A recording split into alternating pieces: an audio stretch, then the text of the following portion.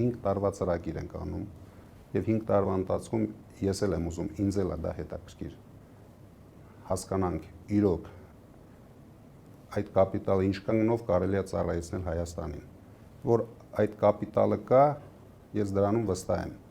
որ դա շատ մեծ չափերի չի հասնում ես դրանում եմ վստահ